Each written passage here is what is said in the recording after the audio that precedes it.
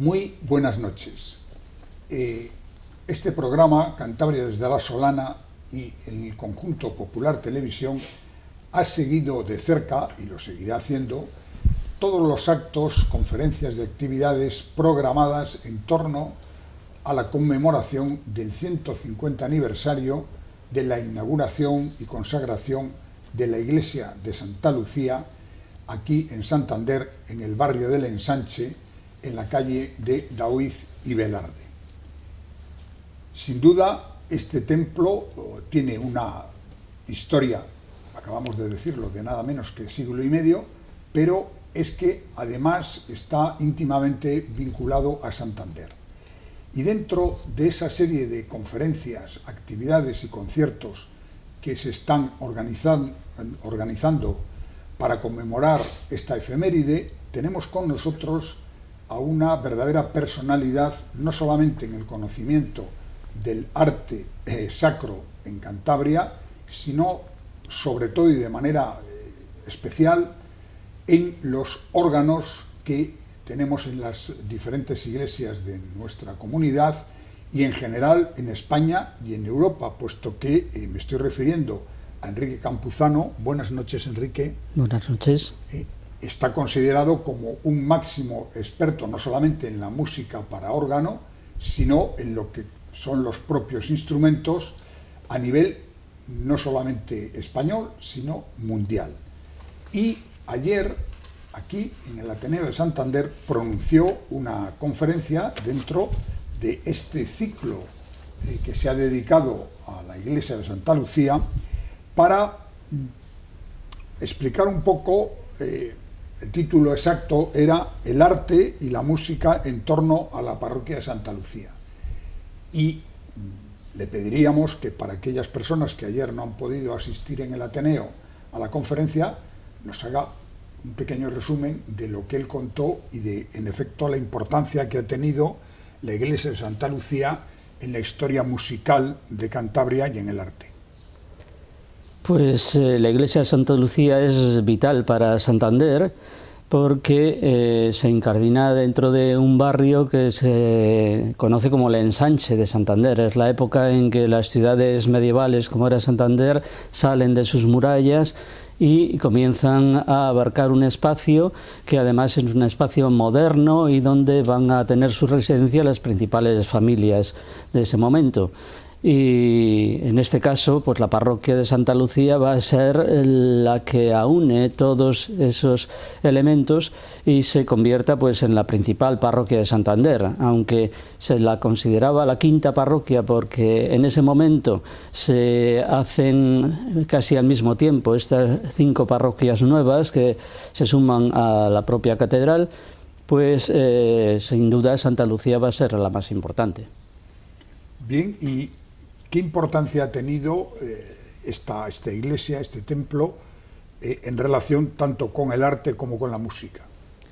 Bueno, pues es puntera también en ambos sentidos porque el arquitecto al que se le encarga esta obra y que además hizo el plano gratuitamente es sin duda el más importante de los que trabajan aquí en Santander en ese momento, Antonio de Zabaleta, que era madrileño, pero que había tenido una formación muy importante, no solo en Madrid, en la Academia de Bellas Artes de San Fernando, sino en la Sorbona de París, en Roma también estuvo, viajes a Inglaterra, es decir, que conocía perfectamente lo que se estaba haciendo en Europa en ese momento. Y entonces hace para Santander un edificio moderno, dentro de lo que se concebía en ese momento como la modernidad, que sería pues recurrir a edificios que tuvieran reminiscencias históricas, pero que a su vez se reinterpretaban para que fueran dignos de una ciudad nueva.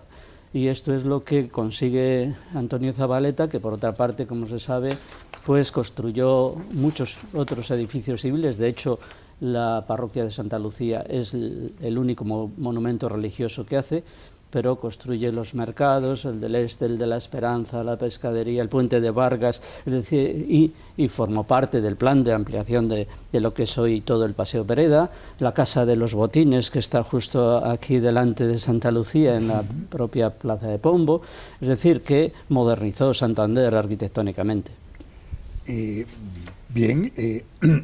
bueno, en la presentación hemos omitido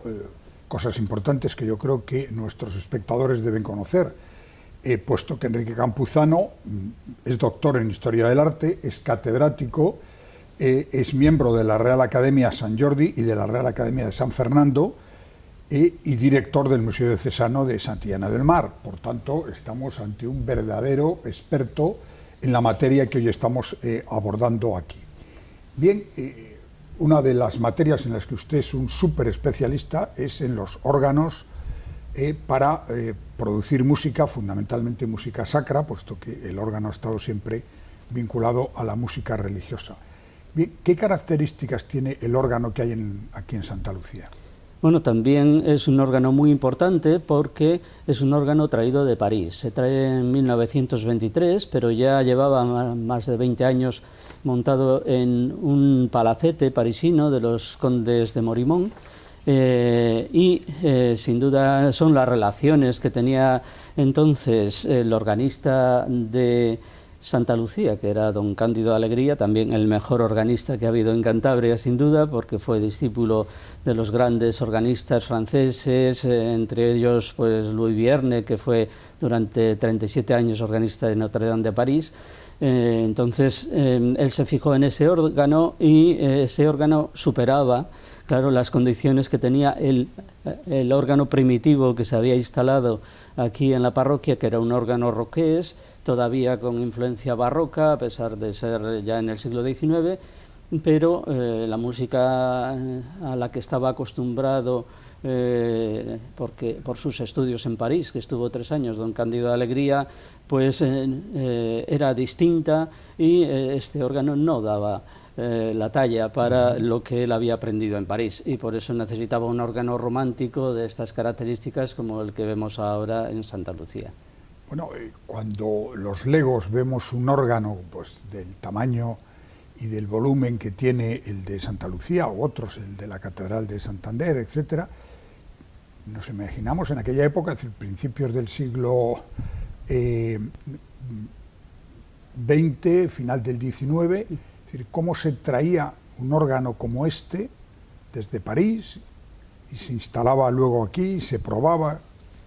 Bueno, eso es habitual porque los órganos, hombre, los hay grandes y pequeños, pero ha habido siempre órganos monumentales. De hecho, cuando hace ya 18 años trajimos de la Catedral de Bré en la Baja Normandía un órgano para la iglesia de Casturdiales, pues tuvimos que traer 2 camiones de 20 toneladas.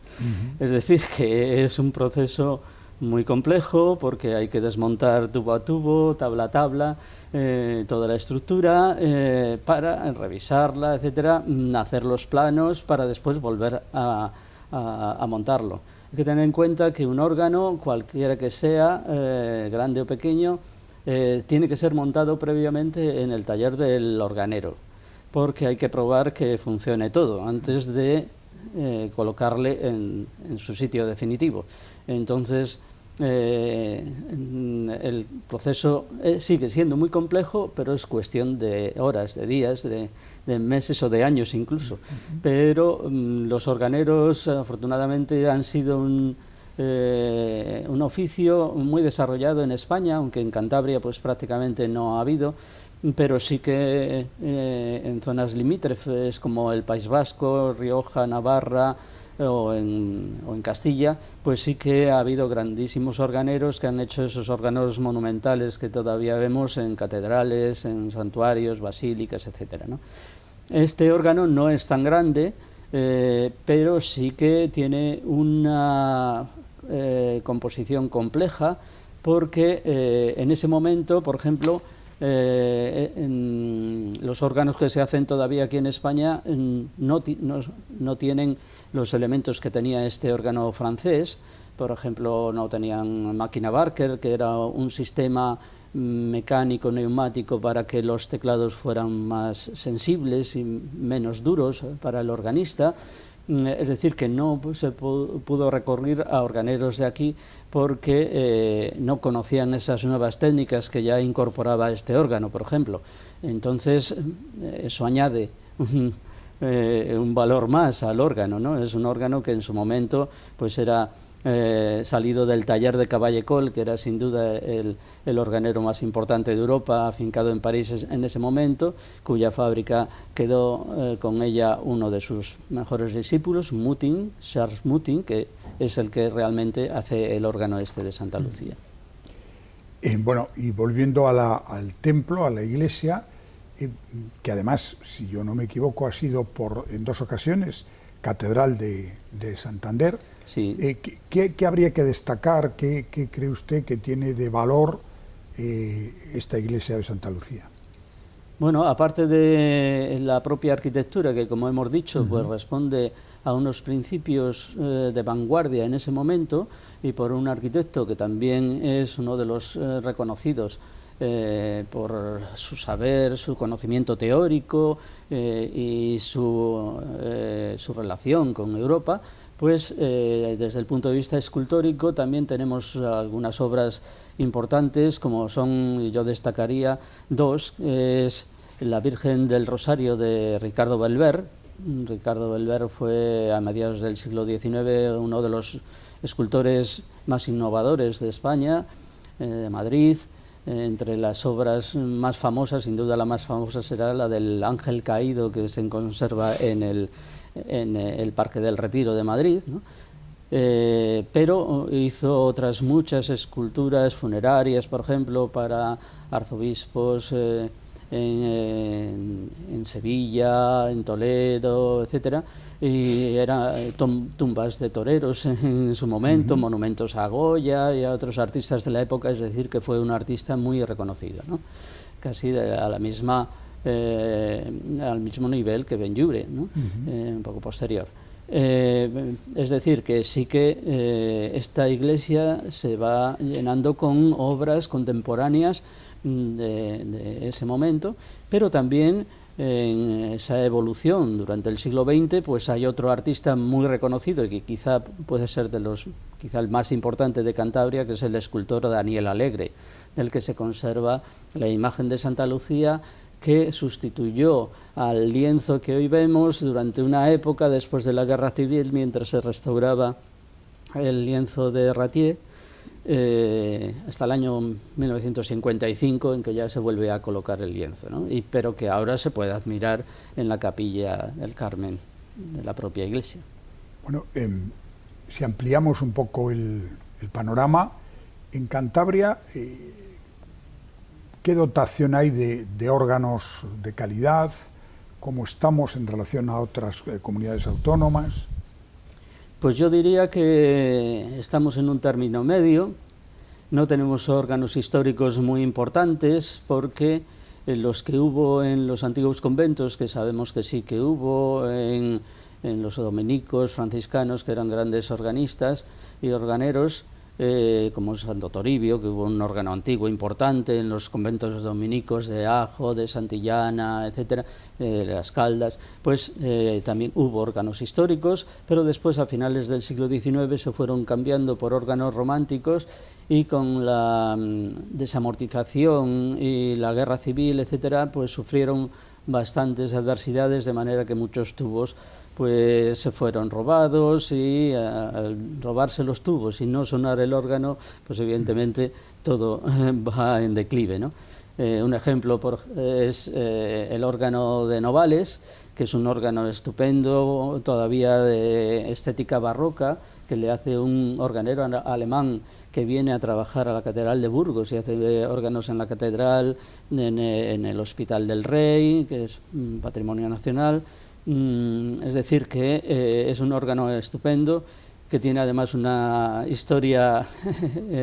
interna muy importante, y que prácticamente estaba vacío cuando nosotros lo hemos querido poner en marcha, ¿no? Poco a poco estamos recuperando esa obra que creemos que puede ser fundamental porque sería el órgano barroco más importante de Cantabria. Bueno, he dicho yo al principio de esta conversación que Enrique Campuzano, además de ser un súper especialista en el tema de los órganos, es una persona que conoce al detalle y a fondo todo el patrimonio cultural de Cantabria y especialmente el patrimonio religioso de nuestra comunidad, puesto que es el director del Museo de Santillana, donde se han ido recogiendo pues todas las imágenes, cuadros, etcétera, que estaban en diferentes templos de la comunidad, para que estuvieran agrupados, para que además se pudieran visitar y ver.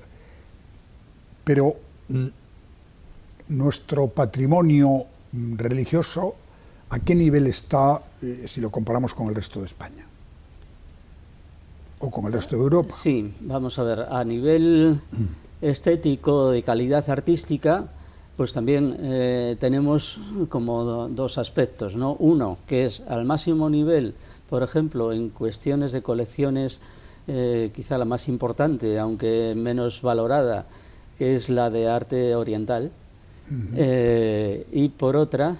oriental o americano, hispanoamericano, luego hablamos de ello, y por otra también los elementos fundamentales del arte de Cantabria, que a partir del siglo XVI es una escultura de gran interés artístico porque está hecha por artesanos profesionales, de constructores de retablos y de imaginería, que realmente no trabajan menos aquí en Cantabria que en otras regiones en que son demandados para hacer grandes obras.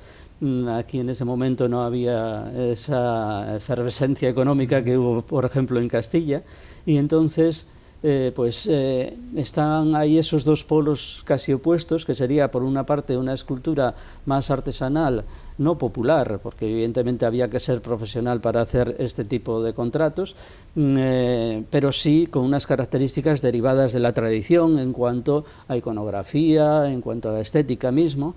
Pero por otra parte tenemos obras de gran importancia a nivel nacional e internacional, como pueden ser no solamente las que vienen de fuera, de Flandes, por ejemplo, en el siglo XV, pues tenemos tablas flamencas, de Andalucía o de Castilla, pues con obras de Gregorio Fernández, de Martín de Montañés, etcétera. Y después lo que te comentaba de la gran colección que tenemos de platería mexicana, peruana, etcétera, todo lo que viene de Hispanoamérica, que son verdaderos tesoros, y sobre todo también ahora que se está valorando mucho el arte oriental, porque tenemos obras de China, de Japón, de Filipinas, etcétera, que nos las están reclamando para muchas exposiciones, por ejemplo, ahora. Bien, y el Museo Diocesano de Santillana, del cual eres director, ¿cómo está funcionando? ¿Qué necesita? Quizás, digo yo, que un poco más de promoción para que la gente lo conozca. Sí, se junta todo. Un museo que ya, como sabes, este año cumple 50 años, pues ha tenido varias etapas. Quizá no estamos ahora en la mejor etapa porque hemos tenido unos años en cuanto pues a esos recortes económicos que siempre son necesarios, pero que yo creo que con el voluntarismo de muchas personas, amigos que no cobran, que todos estamos trabajando gratuitamente, y hemos conseguido que no decaiga el interés por el museo. Sí que es cierto que ha decaído mucho en cuanto a visitantes, pues por cuestiones de administración fundamentalmente, que no vienen ahora al caso, pero yo creo que el interés del museo para no solamente especialistas, sino para público en general, es evidente. Una cuestión que puede resultar chocante es que no llega al 10%, en torno al 8%, los visitantes de Cantabria que visitan el museo. Es decir, que tampoco es cuestión de información, porque hay muchísimos visitantes nacionales y sobre todo extranjeros, franceses, ingleses, italianos, vienen mucho, lo cual quiere decir que sí es conocido. Además, estando en Santillana, no se puede decir que no es conocido el edificio que está justo en el cruce de las carreteras. Con lo cual, pues yo creo que es un poco la dejadez de la población de Cantabria, que no valoramos lo nuestro, ¿no? Cuando en realidad, claro que lo nuestro es fundamental, y a veces, quizá por tenerlo tan cerca, no lo vemos, ¿no? Y no llegamos a conocerlo. Bueno, usted ha intervenido también de una manera muy directa en todo lo que fue la restauración del Seminario Mayor de Comillas, que yo creo que todo el mundo lo aplaudió, puesto que la restauración ha sido excelente, aunque todavía queda una parte importante por seguir restaurando, pero ahora mismo se ha cometido también, primero, la estabilización y después la reconstrucción de lo que era la iglesia de ese seminario, iglesia capilla, yo creo que más una iglesia que una capilla, por el tamaño y por el valor. ¿Cómo ve usted esta restauración que se ha hecho de la capilla y qué futuro puede tener también como un atractivo para los visitantes? Bueno, aquí hay varios temas. En principio yo no puedo hablar de otra forma que bien de esa restauración, porque estoy incluido dentro del proyecto de restauración y en la dirección de obra, con lo cual a mí me parece que todo lo que se ha hecho pues es correcto, con mucha minuciosidad y un análisis especial, porque estas obras, como la de la capilla mayor, que es la parte más decorada de todo el seminario, pues está directamente relacionada con el modernismo catalán, etcétera, y eso hay que tratarlo divinamente, porque además es la posibilidad de que pueda ser declarado Patrimonio de la Humanidad como obra de Domènech i Montaner. Y el gran problema que ha habido pues es la falta de financiación, que ha impedido que se pudiera ya realmente abrir la iglesia este mismo año. Faltan de restaurar los lienzos que decoran los laterales y la bóveda del presbiterio, las sillerías de coro, que tienen un espacio especial tanto en el presbiterio como en el coro alto, y los órganos. Los órganos creo que son los elementos que pueden dar una vida especial a esa iglesia, porque además, y es una de las premisas y de los objetivos que ya estaban previstos en el proyecto general, que era la recreación de la música que se hizo allí en Comillas, que es una música de primera línea, que ha suscitado ya varias tesis doctorales, incluso yo estoy dirigiendo una tesis doctoral sobre la música de Comillas, pues va a tener un espacio relevante ahí en esa iglesia, con dos órganos originales, el primero de Roqués, restaurado por el Leite Garay, y después el segundo que hemos traído de